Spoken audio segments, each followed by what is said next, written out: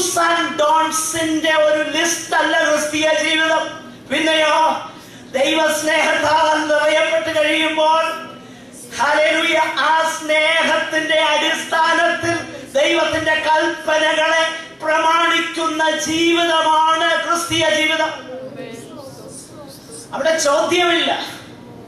അതിനെക്കുറിച്ച് ഫർദർ ആയിട്ട് ക്രൂശിനേക്കാൾ സ്നാനപ്പെട്ടു അല്ലെങ്കിൽ അവൻ സ്നാനപ്പെട്ടു ഇതൊന്നുമില്ല. Because I love him, because I love him, I obey his commandments. എന്റെ പ്രിയരെ, അങ്ങനെയെങ്കിൽ നാം ദൈവത്താൽ സ്നേഹിക്കപ്പെട്ടതിന്റെയും തെരഞ്ഞെടുക്കപ്പെട്ടതിന്റെയും ഒരു ലക്ഷണം നമ്മൾ കർത്താവിന്റെ കൽപ്പനകളെ സ്നേഹത്തിന്റെ അടിസ്ഥാനത്തിൽ പ്രമാണിക്കുന്നു എന്നുള്ളതാണ്. നമ്മൾ ചിന്തിക്കണം, സ്നേഹത്തിനാണ് നിത്യതയിലും പ്രാധാന്യമുള്ളത്. കേട്ടോ, നിത്യതയിലും പ്രാധാന്യമുള്ളത് സ്നേഹത്തിനാണ്. എന്തുകൊണ്ടാ? നമ്മൾ പലപ്പോഴും ഈ പ്രതിഫലങ്ങളെ കുറിച്ചും കിരീടങ്ങളെ കുറിച്ചും ഒക്കെ ചിന്തിക്കാറുണ്ടല്ലോ. യാക്കോബ് അപ്പോസ്തലൻ കിരീടങ്ങളെ കുറിച്ച് പറയുന്ന ആ ഭാഗം ദയവായിട്ട് അതിനുള്ള ബന്ധത്തിൽ പെട്ടെന്നൊന്ന് പറയുവാൻ ഞാൻ ആഗ്രഹിക്കുന്നു. 1-ാം അധ്യായം അതിന്റെ 12-ാം വാക്യം. പരീക്ഷ സഹിക്കുന്ന മനുഷ്യൻ ഭാഗ്യവാൻ, അവൻ കൊള്ളാകുന്നവനായി തെളിഞ്ഞ ശേഷം കർത്താവ് തന്നെ സ്നേഹിക്കുന്നവർക്ക് വാഗ്ദത്തം ചെയ്ത ജീവകിരീടം പ്രാപിക്കും. നോക്കുക, ആരാ ജീവകിരീടം പ്രാപിക്കുന്നത്? പലരും പറയുന്ന പരീക്ഷ സഹിക്കുന്ന മനുഷ്യനാണ്. അല്ല, പിന്നെ എന്താണെന്നറിയാമോ? കർത്താവ് തന്നെ സ്നേഹിക്കുന്നവർക്ക്. പരീക്ഷ സഹിക്കാൻ എന്നെ പ്രാപ്തമാക്കുന്നത് എന്തുവാ? സ്നേഹം. പഴയ നിയമത്തില് ഒരു മനോഹരമാകുന്ന വിഷയമുണ്ട്. ഉൽപ്പത്തി പുസ്തകത്തില് യാക്കോബിന് റാഹേലിനോടുള്ള സ്നേഹത്തെ കുറിച്ച് പറയുന്നു. ആദ്യം 7 വർഷം അധ്വാനിച്ചു. ലാബാൻ കൊടുത്തത് ലേയ. പിന്നെ പറഞ്ഞു, ഒരു കാര്യം ചെയ്യ, അടുത്ത 7 വർഷം കൂടെ എന്ത് ചെയ്യ, നീ ലേബർ ചെയ്യ, റേച്ചലിനെ തരാം. നമ്മൾ വായിക്കുന്ന ഒരു കാര്യമുണ്ട്, ഭയങ്കര കഷ്ടപ്പെട്ടെങ്കിലും യാക്കോബിന് അത് എങ്ങനെ തോന്നിയെന്നാ പറയുന്നത്? കുറച്ചു കാലമായിട്ടേ തോന്നിയുള്ളൂ. എന്റെ പ്രിയരെ, നാം ഒരു കാര്യം മനസ്സിലാക്കണം. ക്രിസ്തീയ ജീവിതത്തിൽ നമുക്ക് സന്തോഷത്തോടും സമാധാനത്തോടും സംതൃപ്തിയോടും നിലനിൽക്കാൻ കഴിയണമെങ്കിൽ ആത്മാർത്ഥമായ ദൈവസ്നേഹം നമ്മുടെ ഹൃദയത്തിലുണ്ടാകണം. അല്ലെങ്കിൽ ഇതൊരു ബർഡനായി തീരും, ഇതൊരു ഭാരമായി തീരും. ക്രിസ്തീയ ജീവിതം സന്തോഷകരമാകുന്നത് എന്തുകൊണ്ടാണെന്നറിയാമോ? ഹൃദയത്തിൽ ദൈവസ്നേഹം വരണം. അല്ലെങ്കിൽ ഇത് ബോറടിയായിട്ട് തോന്നും. ഹല്ലേലൂയ. അപ്പോൾ the evidence of being elected by God is the love. അടുത്തതായിട്ട് നമ്മൾ കാണുന്നത് പ്രത്യാശ. പ്രത്യാശ എന്നുള്ളതും ദൈവം നമ്മളെ തെരഞ്ഞെടുത്തു എന്നുള്ളതിന്റെ ഒരു തെളിവാണ്. അപ്പോൾ we turned from idols, വിഗ്രഹങ്ങളെ വിട്ടുതരും. 2, ജീവനുള്ള ദൈവത്തെ നമ്മൾ എന്ത് ചെയ്യുന്നു? സെർവ് ചെയ്യുന്നു, സേവിക്കുന്നു. That is because of love. 3, അവന്റെ പുത്രനാകുന്ന ക്രിസ്തു സ്വർഗത്തിൽ നിന്ന് വരുന്നത് നമ്മൾ എന്ത് ചെയ്യുന്നു? കാത്തിരിക്കുന്നു. അപ്പൊ ആ കാത്തിരിപ്പിനെയാണ് പ്രത്യാശയെന്ന് ദൈവത്തിന്റെ വചനം പറയുന്നത്. ഈ പ്രത്യാശയുടെ സവിശേഷതയല്ല ഹോപ്പ്.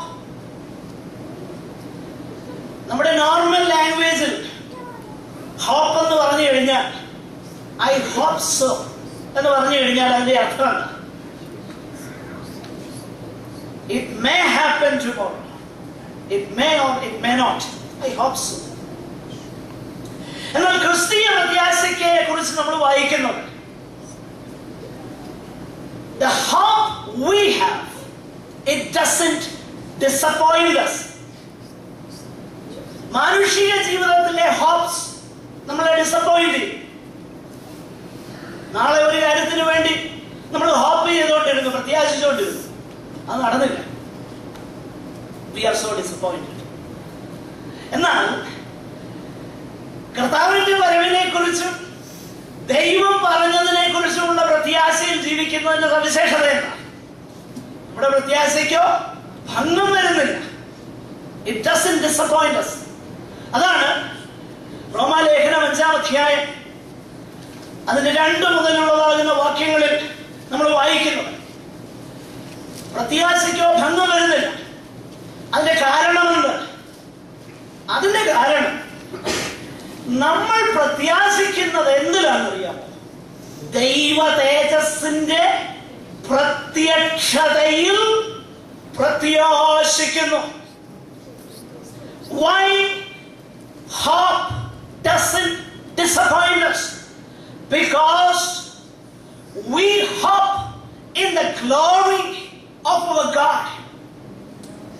നമ്മുടെ കർത്താവിന്റെ വരവെന്നുള്ളത് നിശ്ചയമായ യാഥാർത്ഥ്യമാണ്. അത്രയും പറഞ്ഞപ്പോൾ അതിന്റെ അവസാനത്തെ കാര്യം കൂടെ, ആ വാക്യത്തിലെ കാര്യം നമ്മൾ പിന്നീട് അത് വിശദീകരിക്കുമെങ്കിലും അതുകൂടെ ഒന്ന് പറഞ്ഞു മുൻപോട്ട് പോകാം. ഈ 1-ാമത്തെ അധ്യായത്തിൽ അതിന്റെ 9-ാം വാക്യത്തിൽ കർത്താവിന്റെ വരവിനെ കുറിച്ച് പറയുന്നു. ബാക്കിയുള്ള എല്ലാ അധ്യായങ്ങളിലും പറയുന്നുണ്ട്. 2-ാമത്തെ ലേഖനത്തിൽ 3 അധ്യായങ്ങളും അത് തന്നെയാണ് പറയുന്നത്. ഇവിടെ ആദ്യം അതിനെക്കുറിച്ച് പറയുമ്പോൾ നമ്മൾ കാത്തിരിക്കുന്നു എന്ന് പറയുമ്പോൾ അതിനെ ബന്ധപ്പെടുത്തിയിരിക്കുന്നത് പൗലോസ് ഒരു പ്രധാനപ്പെട്ട യാഥാർത്ഥ്യവുമായിട്ട്. മലയാളം ദിവസത്തിൽ അതിന്റെ 9-ാം വാക്യം അതിന്റെ സെക്കൻഡ് പാർട്ട് ഒന്ന് വായിക്കാം. ഞങ്ങൾക്ക് നിങ്ങളുടെ അടുക്കൽ അതിന്റെ സെക്കൻഡ് പാർട്ട് 9-ന്റെ താഴോട്ട് നമ്മെ വിടുവിക്കുന്നവനുമായ യേശു സ്വർഗ്ഗത്തിൽ നിന്ന് വരുന്നത്. നോക്കാം അതിന്റെ മുകളിൽ അവൻ മരിച്ചവരുടെ ഇടയിൽ നിന്ന് ഉയർപ്പിച്ച തന്റെ പുത്രനും വരുവാനുള്ള കോപത്തിൽ നിന്ന് നമ്മെ വിടുവിക്കുന്നവൻ. എന്തുകൊണ്ടാണ് യേശു മടങ്ങി വരുമെന്ന് പൗലോസ് വിശ്വസിച്ചത്? അതിന്റെ 1-ാമത്തെ തെളിവ്, മരിച്ചവരുടെ ഇടയിൽ നിന്ന് കർത്താവ് എന്ത് ചെയ്തു? ഉയർത്തെഴുന്നേറ്റു. പ്രിയമുള്ളവരെ, യേശു മരണത്തിൽ നിന്ന് ഉയർത്തെഴുന്നേറ്റെങ്കിൽ അത് തെളിയിക്കുന്ന ഒരു സത്യമുണ്ട്. നമ്മുടെ കർത്താവ് മടങ്ങി വരും. ഹല്ലേലൂയ. നമ്മുടെ കർത്താവ് മടങ്ങി വരുമ്പോൾ ആരാണ് ദൈവസന്നിധാനത്തിൽ കാണുന്നത് എന്നുള്ള കാര്യം കൂടെ ഞാനൊന്ന് പറഞ്ഞ് അവസാനിപ്പിക്കട്ടെ. പ്രിയമുള്ളവരെ, കർത്താവ് മടങ്ങി വരുമ്പോൾ ദൈവസന്നിധാനത്തിൽ കാണപ്പെടുന്നത് ആര്? ദൈവത്തിന്റെ വചനം നമ്മളെ വളരെ വ്യക്തമായി പഠിപ്പിക്കുന്നുണ്ട്. കർത്താവിനെ എതിരേൽപ്പാനായിട്ട് അല്ലെങ്കിൽ അവനോട് കൂടെ വസിപ്പാനായിട്ട് എടുക്കപ്പെടുന്നത് ആര്? ഒരു കാര്യം ഞാൻ വളരെ വ്യക്തമായിട്ട് പറയട്ടെ. 2 തിമോഥെയോസ് 2-ാം അധ്യായം അതിന്റെ 19-ാമത്തെ വാക്യത്തിൽ പൗലോസ് അത് മറ്റൊരു നിലയിൽ പറയുന്നുണ്ട്. എങ്കിലും ദൈവത്തിന്റെ സ്ഥിരമായ അടിസ്ഥാനം നിലനിൽക്കുന്നു. അതിന്റെ പശ്ചാത്തലം ഞാനൊന്ന് പറയാം. ചിലരുടെ വിശ്വാസത്തെ ചിലരെന്ത് ചെയ്യുന്നു? മറിച്ച് കളയുന്നു. മുകളിൽ പറഞ്ഞിട്ടുണ്ട്, ചിലരുടെ വിശ്വാസം മറിച്ചു കളയുന്നു. യേശു തന്നെ പറഞ്ഞു, മനുഷ്യപുത്രൻ വരുമ്പോൾ ഭൂമിയിൽ വിശ്വാസം കണ്ടെത്തുമോ? യേശു മറ്റൊരിടത്ത് പറഞ്ഞു, അധർമ്മം പെരുകുന്നത് കൊണ്ട് അനേകരുടെ സ്നേഹം തണുത്തുറഞ്ഞു പോകും. ഇന്ന് അനേകരും ചിന്തിക്കുന്നത്, കഴിഞ്ഞ ഒരു സമയത്ത് ദോഹയിൽ ഒരു പ്രിയപ്പെട്ടവൻ വന്നു. ഞാനീ പറയുന്നത് സത്യമാണ്. അദ്ദേഹത്തോട് അല്പമേ സംസാരിപ്പാൻ എനിക്ക് കഴിഞ്ഞു. കൂടുതൽ സംസാരിപ്പാൻ സമയം കിട്ടിയിരുന്നെങ്കിലെന്ന് ഞാൻ ചിന്തിച്ചു. പക്ഷേ അതിനുള്ള അവസരം കിട്ടി. അദ്ദേഹം പറഞ്ഞത് ഇങ്ങനെയാ, കർത്താവിന്റെ വരവിന് മുൻപ് ഒരു വലിയ ഉണർവുണ്ടാകുമെന്ന് ദൈവം എനിക്കൊരു വെളിപ്പാട് തന്നു. ഞാനീ പറയുന്നത് സത്യമാണ് കേട്ടോ. ഇതിനകത്ത് ഒരു അതിശയോ